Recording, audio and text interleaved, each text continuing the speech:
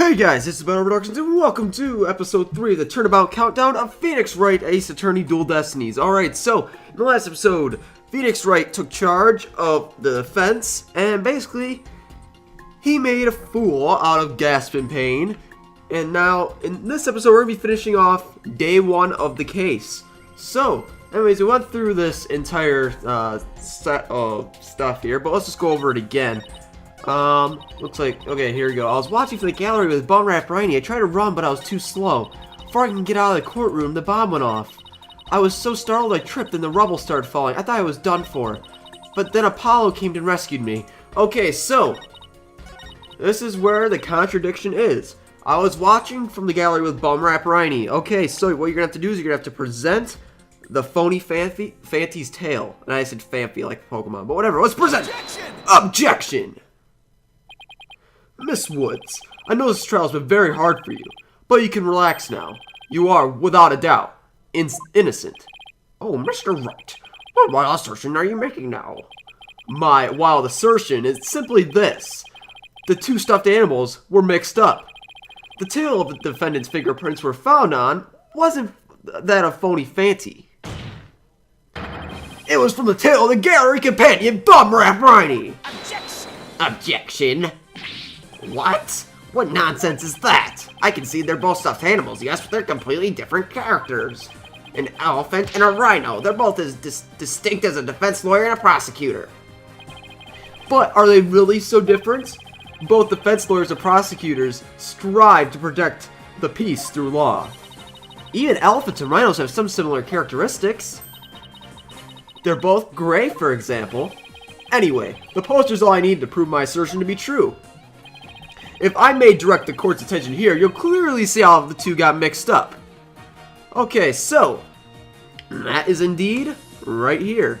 Let's make sure I'm... You know what, I'll just use the touch screen. That'll make it easier. There we go. Take that! Well, would you look at that? The two tails are exactly the same. Yes, exactly. The two stuffed animals are based on entirely different animals, but the design of their tails is exactly the same. Ah! Well, that was a great freak out there. Order to court. As long as the possibility exists that the tail belongs to Bum Rat Briny, we can no longer consider it to be decisive proof that the defendant handled the bomb. Also, I forgot to mention the theme that's playing right now, which is the Phoenix Wright Pursuit theme. Keep pressing on. Look it up in the soundtrack on YouTube. There's someone that has like an extension for 30 minutes. This theme is one of my favorite Phoenix Wright Ace Attorney themes. I mean, I personally really like the Pursuit themes of all the Phoenix Wright games, and this is probably one of my top ones. I don't know, I like this part right here, the guitar right here. But anyways, let's get going.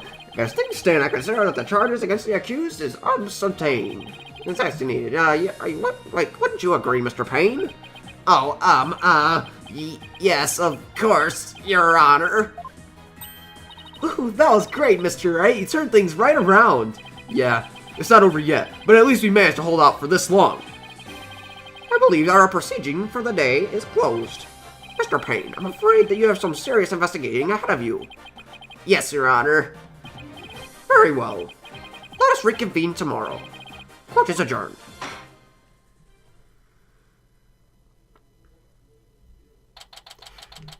December 17, 11:56 a.m. District Court. Defendant Lobby. Number 5. That was so exciting, boss. We did it. True to form, you managed to just barely pull it off at the very last moment. True to form? Jeez, never knew you'd be such a glowing opinion of me. Thank you for everything you're doing. You did great, Miss Woods. You really stuck it out. You really got brave at the end, just like when we needed you most, Junie. Thanks to you, we were able to turn things around. Well, you're the one who gave me that courage, Thena. Really? Thanks. So, to be honest, was I any help at all? Of course. Without you, we would have never gotten out of that tight spot. That's good to hear.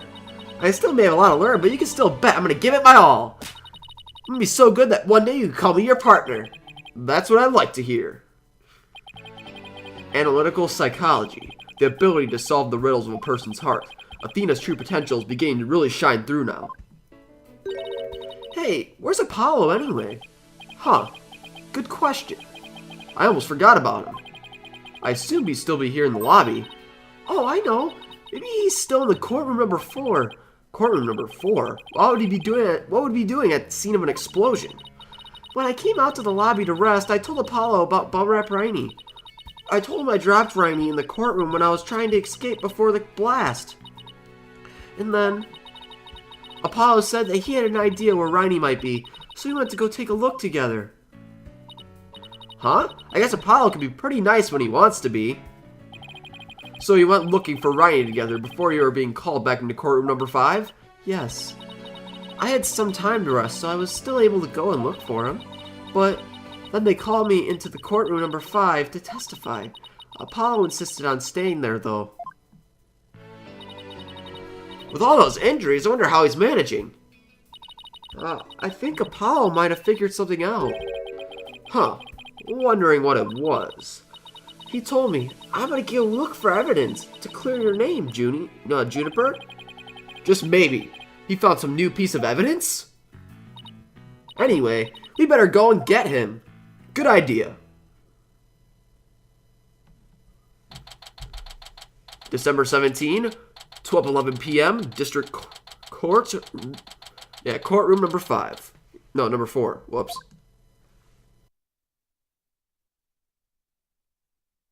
Where are you, Apollo? Trial's over for today. Come on, I know you're... No.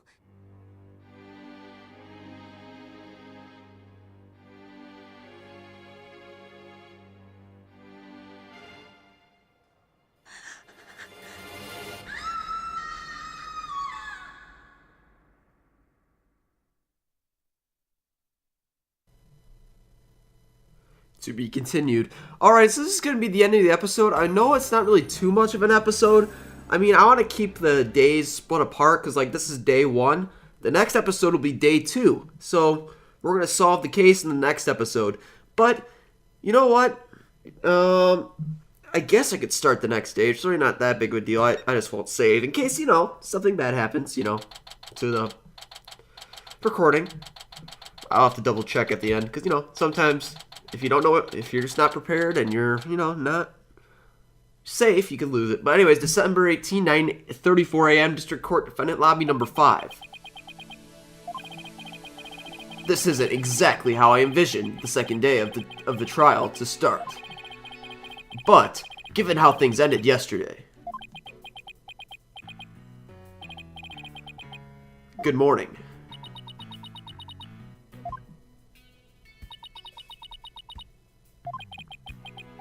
The mood sure is tense. Not that's any surprise.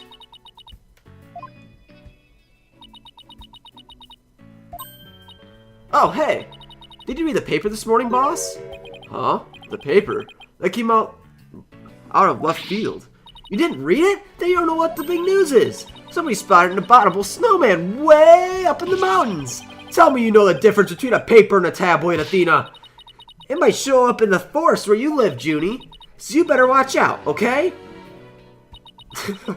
Oh, jeez. Even Juniper Woods is like, oh, okay, Athena, you are so dumb. You really should read the story for yourself. I couldn't even begin to do it justice. What?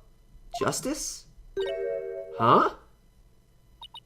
Oh, poor Apollo. And it's all my fault. Athena! Oh, Junie, what was I thinking? I'm sorry. What we found yesterday was not Apollo's dead body, thank goodness. He's been assaulted by someone with a blow to the head, and he was lying unconscious. We rushed him to the hospital right away, and it looks like he's gonna pull through. But it was still quite a shock to stumble onto a scene like that.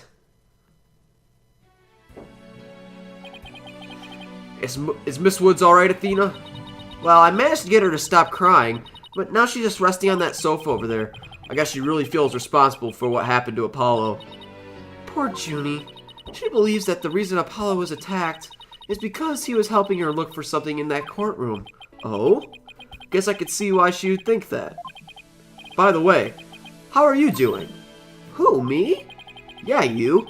I knew you were concerned about Miss Woods, but you! Are you alright? Me? I'm doing just fine, boss. I mean, yeah, it was like a huge shock, but I'm alright.